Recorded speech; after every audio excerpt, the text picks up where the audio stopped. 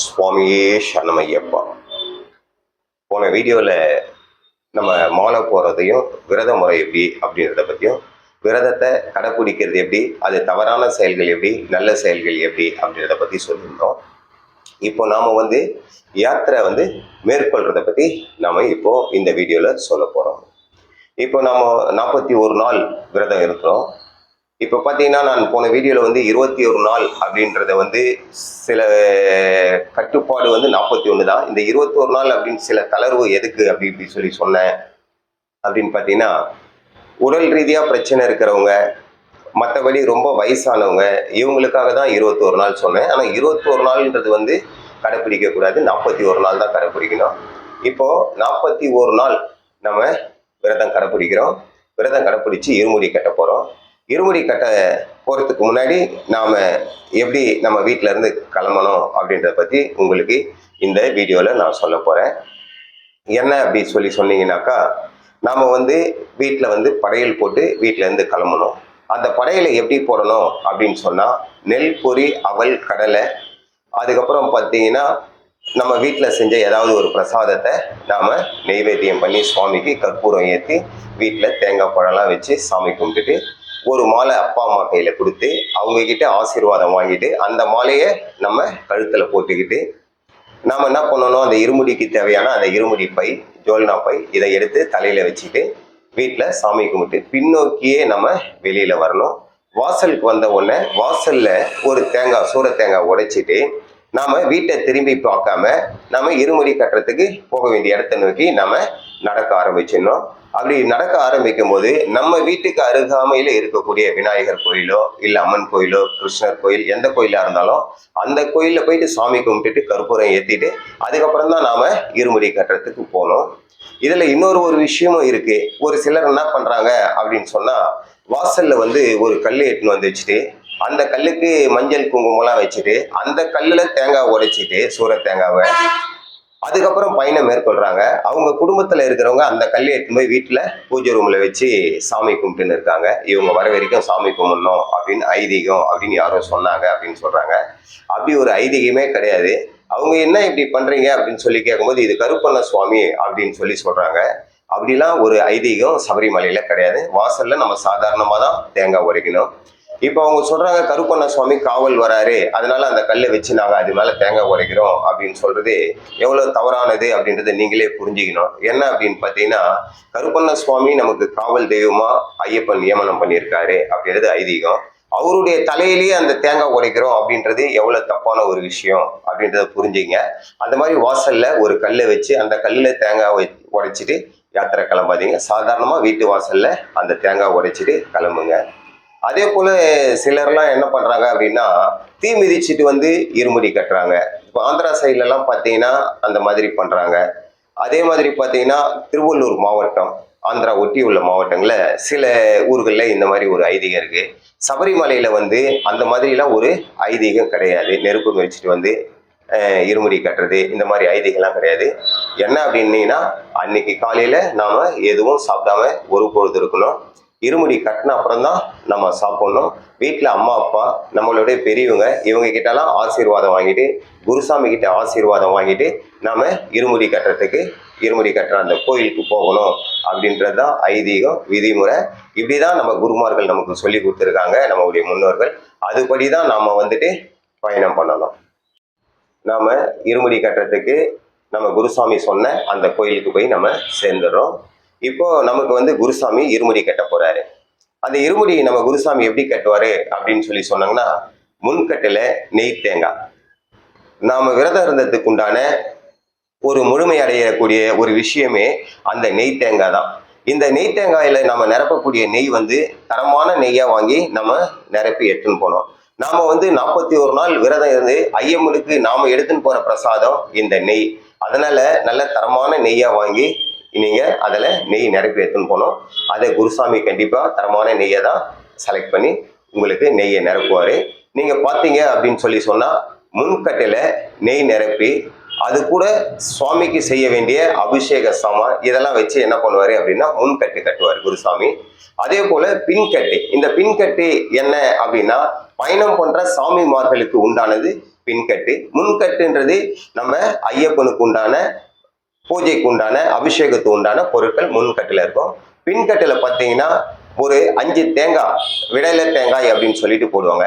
இந்த 5 தேங்காய் எதுக்கு அப்படின்னு சொன்னாக்கா, நம்ம பம்பையில குளிச்சுட்டு அங்கிருந்து பம்பா கணபதி அப்படின்ற பம்பா கணபதியை நம்ம தரிசனம் பண்ணுவோம். அவருக்கு ஒரு விடலை தேங்காய் உடைக்கணும். அதே மாதிரி பார்த்தீங்க அப்படின்னா சரங்குத்தி போவோம், அங்க ஒரு விடலை தேங்காய் உடைப்போம்.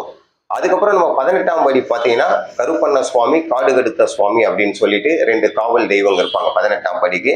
நாம 18ஆம் படியில இருக்கக்கூடிய கருப்பண்ண சுவாமிக்கு போகும்போதும் ரிட்டர்ன் வரும்போது காடுகடுத்த சுவாமிக்கும் நம்ம ஒவ்வொரு தேங்காய் உடைக்கணும். அதுக்கு அடுத்தபடியா மஞ்சள் மாதாக்கு தேங்காய் உருட்டணும். இப்படி 5 தேங்காய் பின்கட்டுல போடுவாங்க. இந்த 5 தேங்காய் இல்லாம நாம வழியில ஒரு இடத்துல குருசாமி எல்லாருக்கும் அன்னதானம் பண்ணுவாரு. அந்த அன்னதானத்துக்கு உண்டான மளிகை சாமான் பொருட்களை பின்கட்டுல வைப்பாங்க. பழைய காலத்துல பம்பா விளக்கு அப்படின்னு சொல்லிட்டு ஒரு நிகழ்ச்சி நடந்து இருந்தது. இந்த பம்பா விளக்கு நிகழ்ச்சியில அன்னதானம் குருசாமி அந்த இடத்துல செய்வாங்க. செஞ்சு சமபந்தி போஜனம் நடத்துவாங்க. நடத்திட்டு பம்பா விளக்குன்ற ஒரு நிகழ்ச்சி நடத்துவாங்க. அதை பற்றி நான் அடுத்த வீடியோல உங்களுக்கு நல்லா தெளிவா சொல்றேன். இப்படி நம்ம முன்கட்டு பின்கட்டு அப்படின்னு சொல்லிட்டு நமக்கு குருசாமி கட்டி நம்ம தலையில வைப்பாரு. அதுக்கப்புறம் நம்ம என்ன பண்ணணும், குரு காணிக்கு அந்த இடத்துல செலுத்தி குருசாமி கிட்ட ஆசீர்வாதம் வாங்கிட்டு நம்ம கோயில வலம் வரணும். ஒரு முறை வலம் வந்துட்டு குருசாமி எங்க சொல்றாரோ அந்த இடத்துல நம்ம இருமுடியை இறக்கி வச்சுட்டு அதுக்கப்புறம் நம்ம விரதத்தை முடிக்கணும். அதுக்கப்புறம் தான் நாம சாப்பிடணும். அன்னைக்கு ஃபுல்லா நாம ஒரு பொழுது இருக்கணும் இருமுடி கட்டுற வரைக்கும். அதே போல பார்த்தீங்க அப்படின்னு சொன்னா நாம இருமுடி கட்டிட்ட உடனே வெளியில எல்லாம் போயிட்டு எங்கேயும் நடந்துட்டு வந்துட்டு இருக்கக்கூடாது. மற்றவங்களுக்கெல்லாம் இருமுடி கட்டுற வரைக்கும் அந்த இருமுடி கட்டுற இடத்துலயே நாம இருந்து சரணம் சொல்லணும். எல்லாரும் சேர்ந்து கூட்டு சரணம் சொல்லணும். சபரிமலைக்கு ரொம்ப முக்கியமானது கூட்டு யாத்திரை, கூட்டு சரணம். அதனால இருமுடி கட்டிட்டாங்க, நம்ம சாப்பிட்டுட்டு கொஞ்சம் ரெஸ்ட் எடுக்கலாம் அப்படின்லாம் நினைக்காதீங்க. மறுபடியும் இருமுடி கட்டுற இடத்துல போயிட்டு குருசாமிக்கு துணையா சரணம் போடணும் எல்லாரும். இந்த இடத்துல நீங்க ஒரு முக்கியமான விஷயத்த கேட்கணும். என்ன அப்படி சொன்னீங்கன்னா, சபரிமலை கூட்டு யாத்திரை, கூட்டு பிரார்த்தனை, கூட்டு விரதம் அப்படின்னு தான் சொல்லியிருக்காங்க. இது எல்லாமே எல்லாரும் ஒன்னா சேர்ந்து செய்யக்கூடிய ஒரு வழிபாடு முறை தான் சபரிமலை யாத்திரை. குரு சிஷ்யன் அப்படின்னு சொல்லி இருக்கக்கூடிய ஒரு வழிமுறையும் இந்த சபரிமலை இருக்கு. குருநாதர் துணையில தான் நாம சபரிமலைக்கு போனோம். இந்த வழியை சொல்லி கொடுத்தவரும் சாட்சாத் அந்த ஐயப்பன் தான். அதனால சபரிமலைக்கு கூட்டு வழிபாடு, கூட்டு பிரார்த்தனை, கூட்டு யாத்திரை, கூட்டு சரணம் அப்படின்னு எல்லாரும் கூடி செய்யறத பத்தி தான் சபரிமலை யாத்திரை சொல்லுது. நல்ல குருசாமியா நீங்க செலக்ட் பண்ணுங்க. ஐயப்பனாண்ட வேண்டுங்க, நல்ல குருசாமியா உங்களுக்கு கண்ணில் காட்டுவாரு. அவர் கூட சேர்ந்து நீங்க பயணம் மேற்கொள்ளுங்க. குருசாமிக்கு எதுவும் தெரியல அப்படின்னு சொல்லும் போது அந்த குருசாமி கூட நீங்க பயணம் பண்ணீங்கன்னா அந்த பயணத்துல எந்த ஒரு இதுவும் உங்களுக்கு இல்லாம போயிடும். எந்த உடைய பயணம் உங்களுக்கு இல்லாம போகும். அதனால நல்ல குருசாமியா செலக்ட் பண்ணுங்க. அவரு கூட பயணம் மேற்கொள்ளுங்க. பார்த்தீங்கன்னா சிவவாக்கியர் சொல்லுவாரு, அதாவது ஒரு குருட்டு குரு எப்படி ஒரு மற்ற சிஷியனுக்கு வழி சொல்ல முடியாதோ அதை பத்தி அவர் சொல்லுவார். குருடும் கூத்தாடி குழி விழுந்த மாறே அப்படின்னு சொல்லுவாரு. என்ன அப்படின்னு பார்த்தீங்கன்னா, ஒரு குருடன் இன்னொரு குருடனுக்கு வழிகாட்ட முடியாது. அதே மாதிரி சபரிமலை யாத்திரையுடைய விஷயம் தெரியாத ஒரு குருசாமி மற்ற சுவாமிகளுக்கு எப்படி வழிகாட்டுவாரு? அதனால அப்படிப்பட்ட சுவாமிகள் கூட போகாம நல்ல வழிபாடு முறைகளும் யாத்திரை முறைகளும் தெரிஞ்ச ஒரு குருசாமியை ஐயப்பன் கிட்ட வேண்டி அவரை கண்ணில் காட்ட சொல்லுங்க. அவரு கண்டிப்பா உங்களுக்கு அந்த குருசாமியை காட்டுவாரு. அவரு கூட சேர்ந்து நீங்க பயணம் மேற்கொள்ளுங்க. அதே போல பாத்தீங்க அப்படின்னு சொன்னீங்கன்னா, நம்ம சபரிமலைக்கு கூட்டா போகும்போது நம்ம குருசாமி என்ன பண்ணுவார்னா, வழியில இருக்கக்கூடிய கோயில்களோ இல்ல மற்ற கோயில்களுக்கு போயிட்டு அதுக்கப்புறம் சபரிமலை போற மாதிரியோ இல்ல சபரிமலை போயிட்டு திரும்ப வரப்போ பல கோயில்களை நமக்கு காட்டுற மாதிரி யாத்திரை ஏற்பாடு செய்வாரு. அந்த மாதிரி ஏற்பாடு பண்ணக்கூடிய குருசாமி கூட போங்க. ஏன் அப்படின்னு சொன்னீங்கன்னா, ஒரு சின்ன உதாரணம் சொல்லலாம். ஒரு குழந்தைக்கு ஒரு அப்பா அம்மா கல்யாணம் பண்றாங்க அப்படி சொன்னா அவங்களுடைய ஆசீர்வாதத்தை விட பெரிய ஆசீர்வாதம் எதுவும் தேவையில்லை. ஏன்னா ஒரு தாய் தந்தை தன்னுடைய குழந்தை நல்லா இருக்கணும் அப்படின்னு தான் நினைப்பாங்க. ஆனாலும் ஒரு பத்திரிகை அடிச்சு சொந்த பந்தங்க உறவு நண்பர்கள் எல்லாரையும் கூப்பிட்டு திருமணம் பண்றாங்க. ஏன் அப்படின்னு சொன்னா அந்த சொந்தக்காரங்களாம் வாழ்த்துறப்போ நம்ம குழந்தைங்க மேலும் நல்லா இருப்பாங்க அப்படின்றதுக்காக என்ன பண்றாங்க அப்படின்னா சொந்த பந்தங்களையும் நண்பர்களையும் அந்த திருமணத்தை கூப்பிட்டு குழந்தைகளை வாழ்த்த சொல்றாங்க. அந்த மாதிரி சபரிமலைக்கு நம்ம ஐயப்பனை தரிசனம் பண்ணி திரும்பி வரப்போ இந்த மாதிரி கோயில்களுக்கெல்லாம் நம்ம போனோம்னா எல்லாருடைய சுவாமியுடைய அனுகிரகமும் நம்ம கிடைக்கும் போது நம்ம வாழ்க்கையில எல்லா வசதிகளையும் வாய்ப்புகளையும் அடைஞ்சு சுபிட்சமா இருப்போம். அதனாலதான் குருசாமிகள்லாம் என்ன பண்ணுவாங்க அப்படின்னா, போற வழியில இருக்கக்கூடிய கோயில்கள் எல்லாம் பார்த்துட்டு சபரிமலைக்கு போற மாதிரியோ அல்லது சபரிமலையில தரிசனம் பண்ணிட்டு வரப்போ எல்லா கோயில்களையும் பார்க்குற மாதிரி ஏற்பாடு பண்ணியிருப்பாங்க. அப்படிப்பட்ட ஒரு சாமிகளா கூட நீங்க பயணம் மேற்கொள்ளுங்க. அதே போல சில சுவாமிகள் என்ன பண்றாங்க, ஒரு 5 வருஷம் 6 வருஷம் போறாங்க. ஒரு நட்பு வட்டாரமா அவங்க இருக்காங்க. அந்த நட்பு வட்டாரத்துல இருக்கிறவங்களாம் ஒண்ணா சேர்ந்து மாலை போட்டு சபரிமலைக்கு போறாங்க. இது ஒரு தவறான முறையாகும். சபரிமலைக்கு நம்ம போனோம் அப்படின்னா 18 வருஷம் பூர்த்தியான ஒரு குருசாமி கூட தான் நாம போனோம். அதே நேரத்துல இன்னொரு விஷயமும் என்ன அப்படின்னா, 18 வருஷம் பூர்த்தி ஆகுறது மட்டும் முக்கியம் இல்லை. அந்த 18 வருஷத்துல சபரிமலையுடைய யாத்திரையில இருக்கக்கூடிய ஐதீக முறையா கத்துன குருசாமியாவும் அவர் இருக்கணும். அந்த மாதிரி குருசாமி கூட நீங்க பயணம் பண்ணுங்க. அதே போல ஒரு சிலர் பாத்தீங்கன்னா என்ன பண்றாங்க அப்படின்னா, இருமுடி கட்டுறப்போ, சுவாமி எங்களுக்கு பின்கட்டுல தேவையானதை வைக்காதீங்க, அந்த தேங்காவெல்லாம் எங்க கையில கொடுத்துருங்க, நாங்க சைடு பையில வச்சுப்போம், பம்பால போயிட்டு நாங்க குளிச்சுட்டு அப்படியே நாங்க மலை ஏறுவோம், நீலிமலை அப்படின்னு சொல்றாங்க. இது ஒரு தவறான பழக்கம். பின்கட்டுல தேவையானது பின்கட்டுல வைக்கணும். அங்க நம்ம பம்பால போய் குளிச்சுட்டு அந்த இருமுடிக்கு நம்ம பூஜை பண்ணி அந்த பின்கட்டை பிரிச்சு அந்த பின்கட்டுல இருக்கக்கூடிய அந்த பொருட்களை, நமக்கு தேவையான பொருட்களை அந்த இடத்துலதான் நம்ம கையில எடுக்கணும்.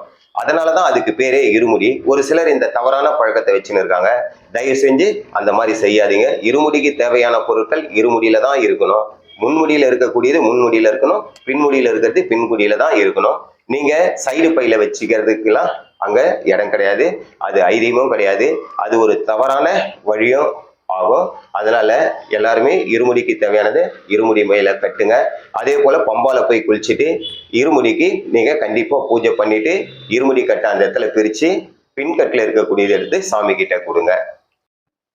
இன்னும் சபரிமலை யாத்திரையில நிறைய விஷயங்கள் இருக்கு. அந்த வழிபாதை எப்படி போகணும், அந்த வழிபாதையில நாம என்னென்ன சடங்குகள் செய்யணும் அப்படின்றதெல்லாம் நிறைய இருக்கு. அதே மாதிரி நம்ம ஊர்ல மாலை போட்டு என்னென்ன பண்ணணும், என்னென்ன வழிபாடு, இங்க செய்ய வேண்டிய செயல்பாடுகள்லாம் என்ன அப்படின்றதெல்லாம் நிறைய இருக்கு. அடுத்த வீடியோல நான் உங்களுக்கு சொல்றேன். உங்களுக்கு இந்த மாதிரி நிறைய வீடியோ போடணும், இந்த விஷயங்கள் எல்லாம் சொல்லணும் அப்படின்றதான் எங்களுடைய ஆசையும். தொடர்ச்சியா பூஜைகள், இருமுடி இந்த மாதிரி எல்லாம் இருக்கிறதுனால அந்த நேரம் கிடைக்கிற நேரத்துல இந்த மாதிரி ஒரு வீடியோ போடுறோம். நீங்க எல்லாரும் இந்த வீடியோவை பாருங்க. உங்களுக்கு பயனுள்ளதா இருக்கும். உங்க யாத்திரைக்கு இது முழுமையடைய செய்யும் அப்படின்னு கேட்டுக்கிறேன். சுவாமி சரணமையப்பா, சுவாமி சரணமையப்பா, சுவாமி சரணமையப்பா.